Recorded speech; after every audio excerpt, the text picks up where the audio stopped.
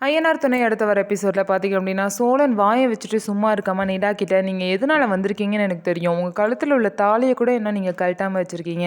So அப்படி இருக்கும்போது, தாலி கழுத்துல இருக்கும்போது இந்த வீட்ல இருக்கணும் அப்படின்னு சொல்லிட்டு உங்களுக்கு தோணியிருக்கும். அதனால தான் நீங்க வந்திருப்பீங்கன்னு" சொல்லிட்டு சோழன் வாய விட்டுருவாரு. உடனே நிலா பார்த்தீங்க அப்படின்னா, அந்த தாலிய கழட்டி சோழன் கையிலே குடுத்துருவாங்க.